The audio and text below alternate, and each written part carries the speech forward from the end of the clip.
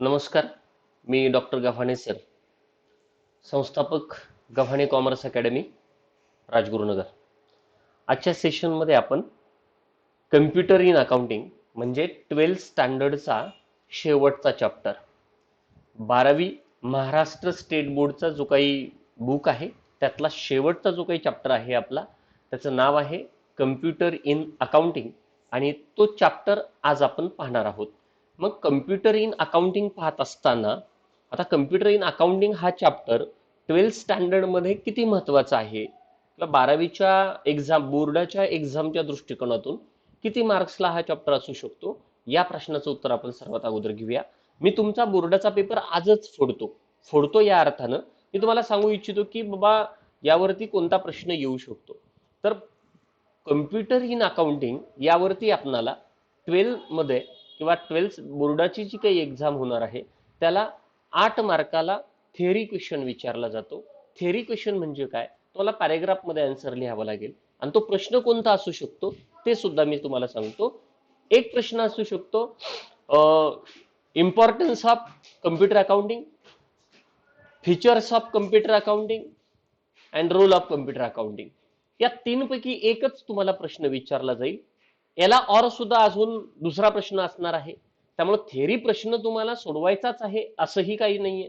तरी सुद्धा आपण थेरी अभ्यासलीच पाहिजे, कारण थेरी अभ्यासताना जो काही आपला पहिला प्रश्न आहे 12वीच्या स्टँडर्डचा तो आहे ऑब्जेक्टिव्ह क्वेश्चन. तर त्या ऑब्जेक्टिव्ह क्वेश्चन मध्ये या प्रकरणावरचे सुद्धा ऑब्जेक्टिव्हचे प्रश्न तुम्हाला विचारले जाणार आहेत. त्या ठिकाणी ते तुम्हाला ऑप्शनला नसतील. त्यामुळं हे प्रकरण पाहणं खूप महत्वाचं आहे, लक्षात घ्या. तर 12वीच्या दृष्टिकोनातून प्रश्न क्रमांक 8 मार्कांसाठी हा तुम्हाला प्रश्न विचारला जाईल थिअरीमध्ये. कुठला चॅप्टर आहे आपला आजचा? Computer in accounting. चला मग आपण पटकन लगेच सुरुवात करूयात कम्प्युटर इन अकाउंटिंगला. तर आता कम्प्युटर इन अकाउंटिंग मध्ये सगळ्यात महत्वाचं कन्सेप्ट काय आहे बघा. मी तुमच्या स्क्रीनवरती कन्सेप्ट दिलाय, तर ही कन्सेप्ट काय नक्की? तर कम्प्युटर आणि यूज ऑफ कम्प्युटर, आता आपण पाहिलं की इंडियामध्ये असेल किंवा ग्लोबली कम्प्युटरचा वापर हा सर्रास केला जातो, बरोबर की नाही? म्हणजे टेक्निकली किंवा इन्फॉर्मेशन टेक्नॉलॉजी आज खूप डेव्हलप होतीये आणि आज प्रत्येक काम 10 माणसाचं काम एकटा कम्प्युटर करू लागला, बरोबर आहे की नाही? रोबोट वगैरे हे सगळे तयार झाले, कम्प्युटरच्या साह्यानं ऑपरेटिंग व्हायला सुरुवात झाली.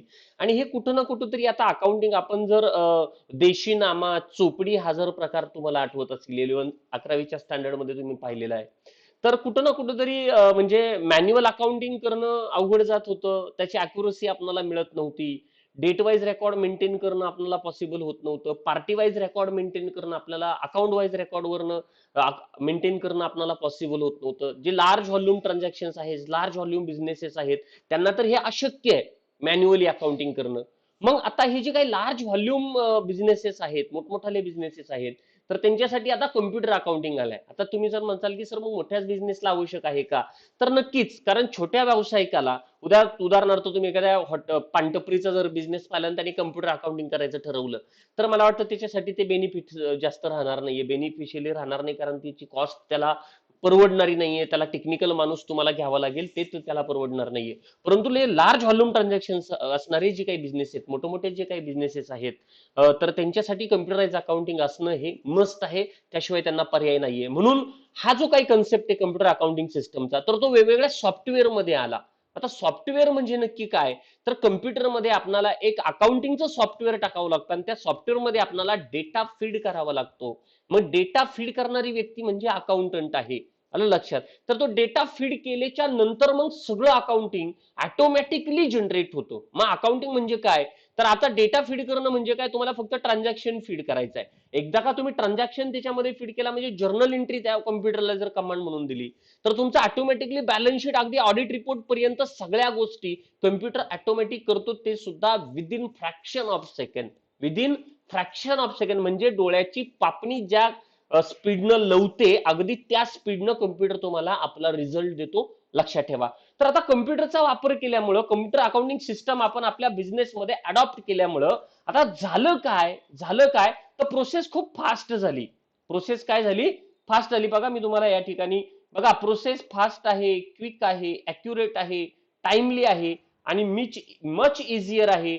डिसिजन मेकिंग हॅज बिकम, म्हणजे मॅनेजमेंटला जे काही डिसिजन घ्यायचं आहे ते डिसिजन घेणं खूप सोपं झालं, क्विक, म्हणजे पटकन डिसिजन घेणं शक्य होत आहे. अॅक्युरेट, अॅक्युरेट म्हणजे काय की करेक्ट डिसिजन मेकिंग, की कोणत्या पार्ट किती परचेस करायचा आहे, किती परचेस करायचा नाही, आपल्याकडे स्टॉक किती मेंटेन आहे, कोणत्या व्यक्तीला आपण किती पेमेंट केलाय, ह्या सगळ्या गोष्टी, कुणाचा क्रेडिट पिरियड लॅप्स झालाय, कुणाचा आपलं बिलिंग लवकर आलेलं आहे, कुणाला पेमेंट करायचंय, कुणाकडनं पेमेंट घ्यायचंय, ह्या सगळ्या गोष्टी, बँक बॅलन्स किती आहे, कॅश बॅलन्स किती आहे, आपले ओव्हर हेड्स किती होत आहेत, मंथली किती होत आहेत, डेली किती होत आहेत, मग त्या ओव्हर हेड्स वरती आपल्याला कंट्रोल करता येईल का, हे सगळे जे काही डिसिजन्स आहेत ना, बरोबर आहे की नाही, ते डिसिजन मॅनेजमेंटला घेणं क्विक झालंय, अॅक्युरेट आहे, टाइमली आहे आणि मच इझियर अशा या सिस्टममुळे, कोणत्या सिस्टममुळे, कम्प्युटराइज अकाउंटिंग सिस्टममुळे ह्या सगळ्या गोष्टी होत आहेत. A computerized accounting system has to implement accounting process and make it user friendly with automation.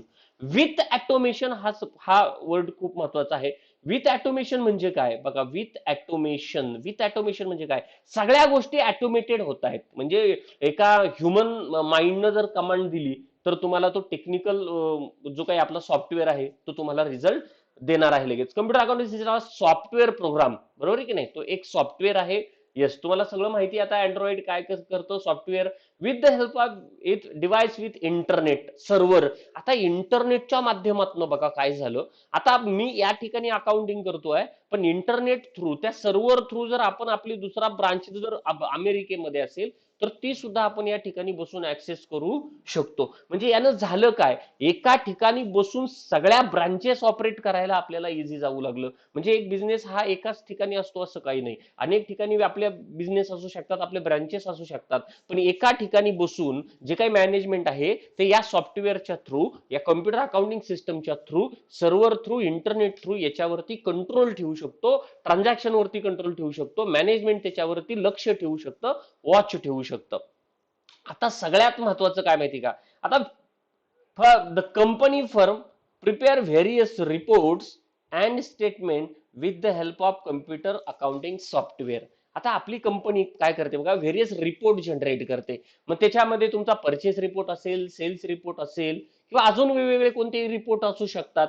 And statement, मग तुमचा प्रॉफिट अँड लॉस अकाउंटचं स्टेटमेंट असेल, बॅलन्स शीटचं स्टेटमेंट असेल, अजून तुमचं क्रेडिटरचा स्टेटमेंट असेल, डेटरचा स्टेटमेंट असेल, एक्सपेंडिचरचा स्टेटमेंट असेल, इन्कम चार्ट तुमचा, इन्कम फ्लो तुमचा असू शकतो, कॅश फ्लो असू शकतो. या सगळ्याचे स्टेटमेंट आणि रिपोर्ट तुम्ही कम्प्युटर अकाउंटिंगच्या थ्रू जनरेट करू शकता, कॅल्क्युलेट करू शकता, विदिन सेकंड करू शकता, अॅक्युरेट करू शकता, टाइमली करू शकता. लक्षात घ्या, the most important thing is company firm prepare its report as per generally accepted accounting principle. आता हा शब्द खूप महत्वाचा आहे, त्याला आपण गॅप म्हणतो, GAAP म्हणजे GAAP.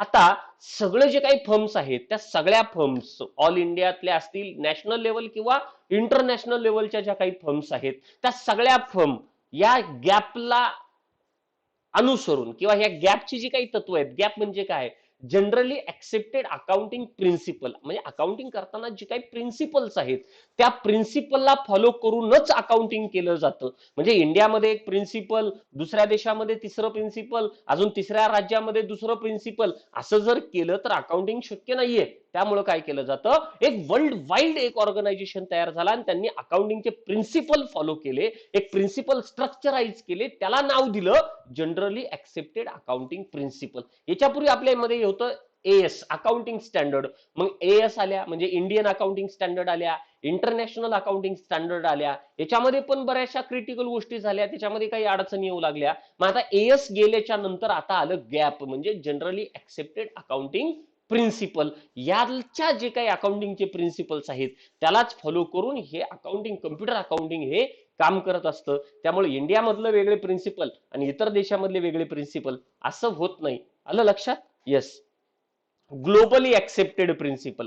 आता आपण पहिला प्रश्न मी तुम्हाला सांगितलं बघा, हा क्वेश्चन असू शकतो तुमचा, हा क्वेश्चन असू शकतो तुमचा, features of computer accounting system, म्हणजे त्याची वैशिष्ट्ये काय आहेत, फीचर्स काय त्या अकाउंटिंग सिस्टमचे. तर हा क्वेश्चन तुम्हाला किती मार्क्सला येऊ शकतो, 8 मार्क साठी हा क्वेश्चन येऊ शकतो. लक्षात ठेवा, किती मार्क साठी, 8 मार्क साठी हा क्वेश्चन तुम्हाला, मार्क्स, ओके, 8 मार्क साठी हा तुम्हाला क्वेश्चन विचारला जाऊ शकतो. त्याच्यामुळे बोर्डाच्या परीक्षेच्या दृष्टिकोनातून हा चॅप्टर नक्कीच महत्वाचा आहे. प्लस याच्यावरती ऑब्जेक्टिव्ह सुद्धा विचारलं जाईल. ऑब्जेक्टिव्ह. आता ऑब्जेक्टिव्ह किती मार्क्सचं विचारलं जाईल?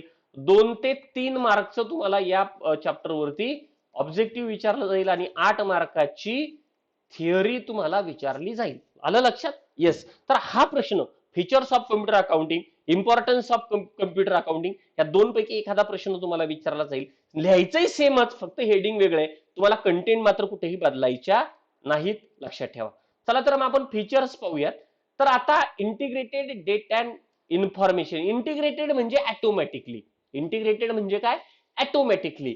Date and information. डेट म्हणजे आणि इन्फॉर्मेशन हे ऑटोमॅटिकली होईल. समजा तुम्ही आज जर कम्प्युटर सिस्टम मध्ये ट्रान्झॅक्शन रेकॉर्ड करताय तर तो आजच्या डेटला रेकॉर्ड होईल आणि तो ऑटोमॅटिकली होईल. तुम्हाला सिस्टम मध्ये डेट बदलायची वगैरे काही आवश्यकता नाही. आलं लक्षात? इन्फॉर्मेशन. इन्फॉर्मेशन सुद्धा तुम्ही डेट वाईज मेंटेन करू शकता. समजा एखादा ट्रान्झॅक्शन मागचा तुमचा जर मिस झाला असेल तर तुम्ही मागच्या ट्रान्झॅक्शनचा तुझा रेकॉर्ड तुम्ही ट्रान्झॅक्शन करू शकता. आलं लक्षात? अशी इंटिग्रेटेड. इंटिग्रेटेड म्हणजे ऑटोमॅटिकली डेट अँड इन्फॉर्मेशन आहे. Computer accounting system is design to make user friendly, automated and integrated for all business process such as purchase, sales, finance, inventory, payroll, manufacturing.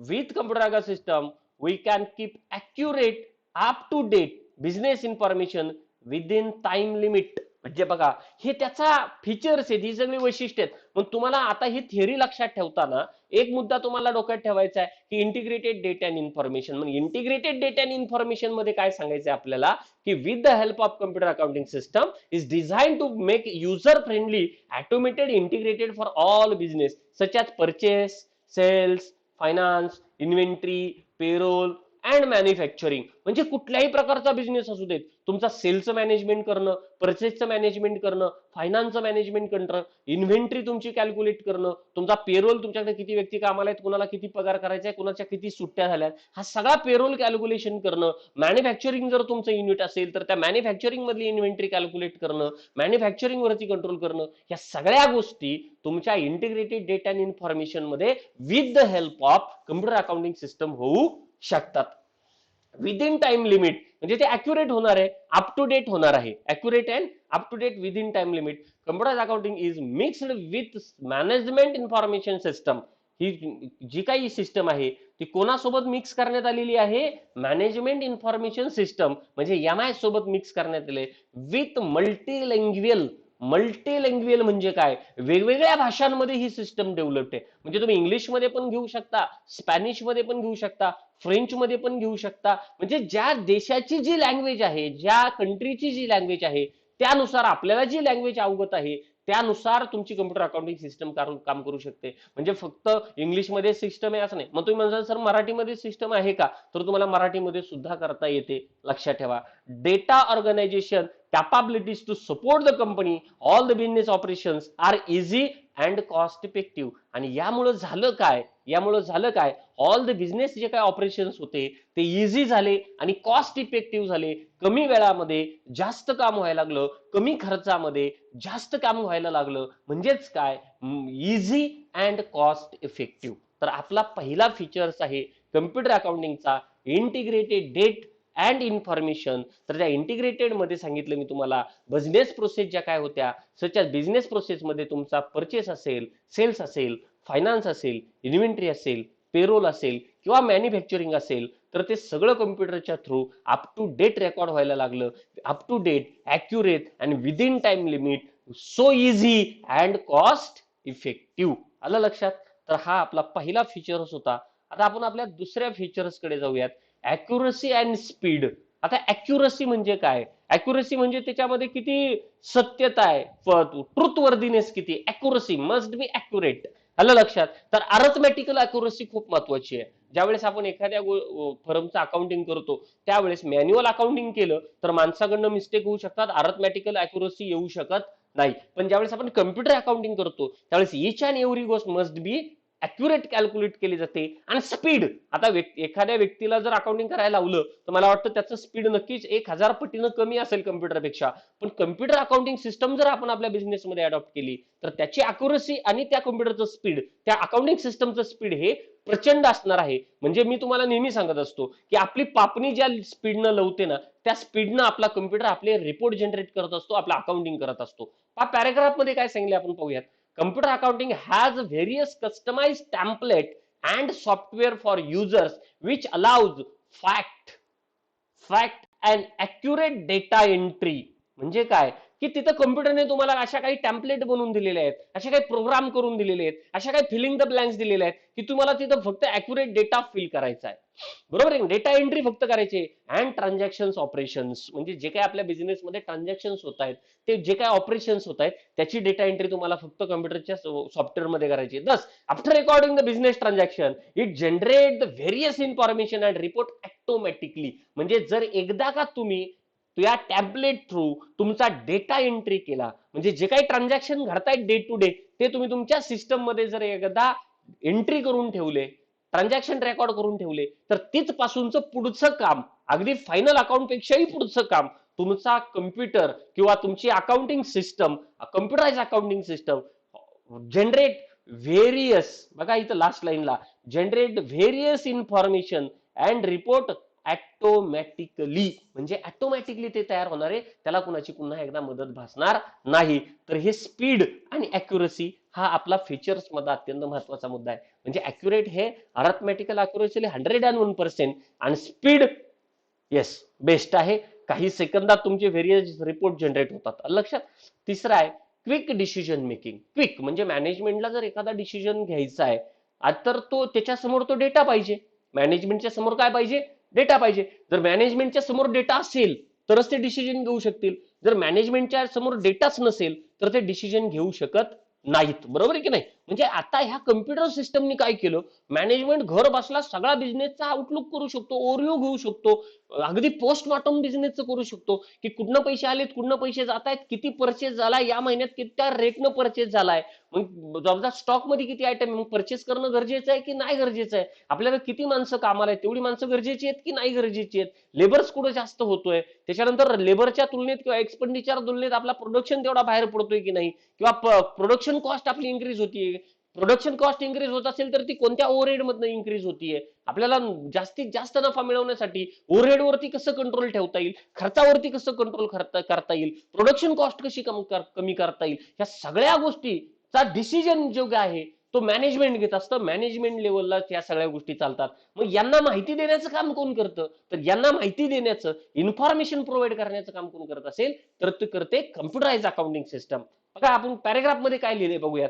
The computerise accounting system generate real time information, म्हणजे जे काही real मध्ये आहे ती information generate करतं for quick decision. म्हणजे आजच्या डेटला काय सिच्युएशन आहे बिझनेसची आणि त्या सिच्युएशन वरनं किंवा मागची सिच्युएशन काय आहे, अजून दुसऱ्या लोकांची काय सिच्युएशन आहे, याच्यावरनं आपण डिसिजन घेऊ शकतो. The company or the firm can plan, म्हणजे तुमची कंपनी फर्म प्लॅन करू शकते. आणि it activity with the help of the computerise MIS report, म्हणजे काय मॅनेजमेंट रिपोर्ट वरनं, and instant access to complete and critical information of the company. आणि तुम्हाला सगळी इन्फॉर्मेशन इन्स्टंट ऍक्सेस तुम्हाला मिळतो. इन्स्टंट ऍक्सेस म्हणजे काय, तुमचं हेड ऑफिस कुठे असू द्यात, कोणत्याही ब्रांचची इन्फॉर्मेशन तुम्ही immediately with the help of internet server through तुम्ही तुमची माहिती ऍक्सेस करू शकता डिसिजन मेकिंग साठी. Modern and integrated. Modern, modern म्हणजे काय, अत्याधुनिक आहे. मॉडर्न थोडं थोडं डेव्हलप आहे. बरोबर नाही. म्हणजे आपण जसं चोपडी मेंटेन करत होते मारवाडी समाजामध्ये, तुम्हाला पाहिलं असेल गुजराती मारवाडी लोक चोपडी मेंटेन करायची, चोपडी.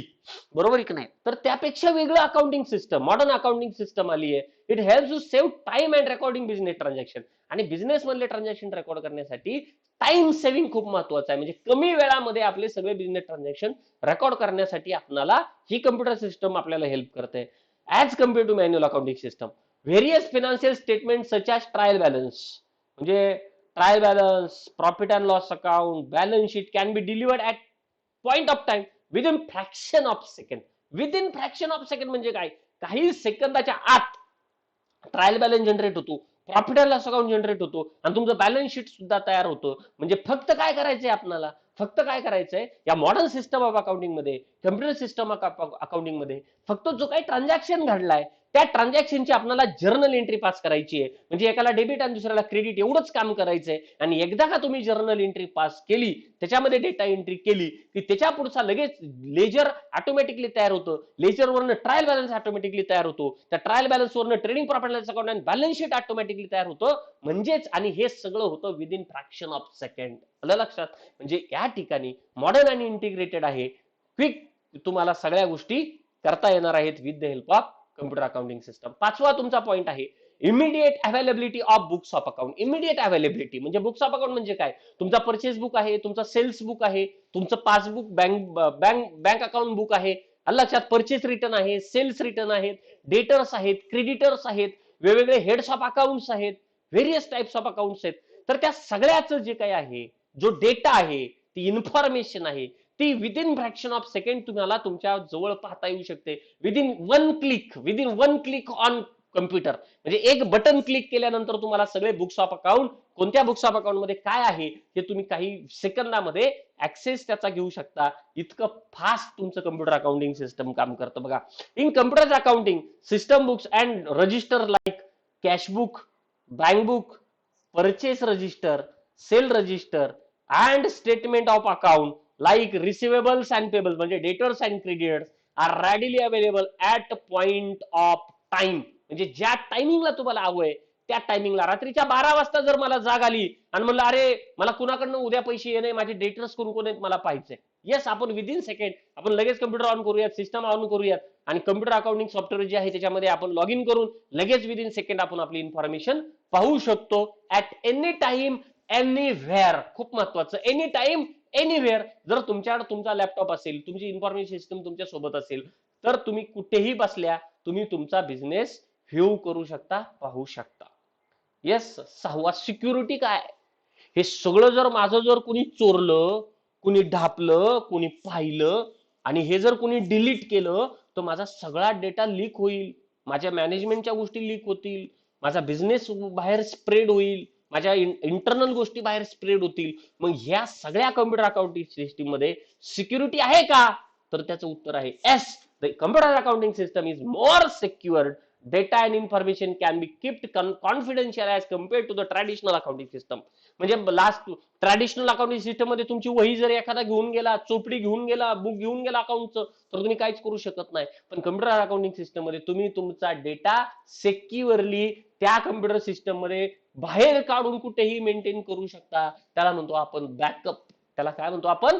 बॅकअप. तुम्ही बॅकअप घेऊन कुठेही तुमच्याकडे स्टोअर करू शकता आणि एनी टाइम ती पुन्हा एकदा इन्फॉर्मेशन रिस्टोर सुद्धा करू शकता. म्हणून computer accounting system is more secured and best as compared to traditional accounting system. In this security system, user can create multiple user security, control various users. म्हणजे काय? जर तुमचा प्रायमरी लेवलचा एम्प्लॉई त्याला फक्त डेटा एंट्री आहे, तर त्याला एक युजर तयार करून फक्त डेटा एंट्रीचं काम द्या, त्याच्या पुढचं त्याला काही दिसणार नाही. दुसरा परचेस वाला आहे त्याला फक्त परचेस दिसेल, सेल वाला आहे त्याला फक्त सेल दिसेल आणि मॅनेजमेंटला सगळा डाटा दिसेल. आलं लक्षात? आणि कोणता डाटा कुणाला दाखवायचा, कोणता डाटा कुणाला दाखवायचा नाही, त्या पद्धतीने तुम्ही आपल्या सिस्टम मध्ये युजर्स क्रिएट करू शकता आणि त्या युजरला फक्त तीच माहिती दिसेल तुम्ही जी देणार आहात ती. इतर कोणतीही माहिती, बिझनेसची कोणतीही इन्फॉर्मेशन तो म्हणजे ग्राउंड लेवलचा एम्प्लॉई पाहू शकत नाही. त्याच्यामुळे ती अजून सिक्युअर आहे, लक्षात ठेवा. सिक्युरिटीचा 6 नंबरचा पॉईंट आपण पाहिलाय. आपण 7व्याकडे जाऊया. ट्रान्सपरन्सी. ट्रान्सपरंट पाहिजे, बरोबर. Computer accounting helps to business organisation to keep greater transparency in the day to day business operation. म्हणजे day to day business operation mission मध्ये ट्रान्सपरन्सी पाहिजे, नथिंग एनी हिडन. म्हणजे काही लपवाछपवी करण्याचं काही कारण नाही, जे काय आहे ते त्या ठिकाणी शो होणार आहे. त्यामुळं computer accounting system is more transparent day to day activity. Okay. Grouping of account. Appropriate grouping of account is required to be done in computer accounting system. Normally, ledger account is classified under the group like asset, liability, income and expenditure. As per requirement, these groups future divided into the subgroup. म्हणजे काय? Grouping account मध्ये तुमचं जे काही asset आहेत, liability आहे, income आहे, expenditure आहे, डेटर्स आहेत, क्रेडिटर्स आहेत. याच्यामध्ये तुम्ही सुद्धा तुमचे सब ग्रुप तयार करू शकता. You can create group and sub groups. Okay, sub group in the computer accounting system. म्हणजे ऑलरेडी तुम्हाला ग्रुप्स काही कम्प्युटर सिस्टम तयार करून देईल, पण तुम्हाला जर अजून काही ग्रुप तयार करायचे असतील तर ते सुद्धा तयार करू शकता. त्या ग्रुपच्या अंडर परत एक सब ग्रुप तुम्हाला तयार करायचा असेल तर तो सुद्धा तुम्ही कम्प्युटरच्या आधारे कम्प्युटर अकाउंटिंग सिस्टम मध्ये तुम्ही तो सब ग्रुप तयार करू शकता as per your convenience of the user. म्हणजे युजरला जे सोपं जाईल त्या पद्धतीनं for the purpose of presentation तुम्ही सब ग्रुप तयार करू शकता. आलं लक्षात? हे सगळे फीचर्स आहेत. अशा पद्धतीनं आपण आजच्या लेक्चर्समध्ये आपण काय पाहिलं? Features of computer accounting system, concept of computer accounting and its features. तर फीचर हा तुम्हाला 8 मार्क साठी तुम्हाला या ठिकाणी विचारला जाऊ शकतो. तर आपण उर्वरित पार्ट हा पुढच्या लेक्चरमध्ये पाहणार आहोत. तर जर तुम्हाला हे लेक्चर आवडले असतील तर तुम्ही नक्कीच त्याला लाईक करा, सबस्क्राईब करा, आमच्या चॅनलला सबस्क्राईब करा आणि नवीन नवीन लेक्चर करण्यासाठी बेल आयकॉनला मात्र क्लिक करायला विसरू नका. तर आजच्या दिवसासाठी आपण याच ठिकाणी थांबूयात. पुढील लेक्चर तुम्हाला लवकरच या युट्यूब चॅनलवरती अवेलेबल करून दिलं जाईल. Thank you so much.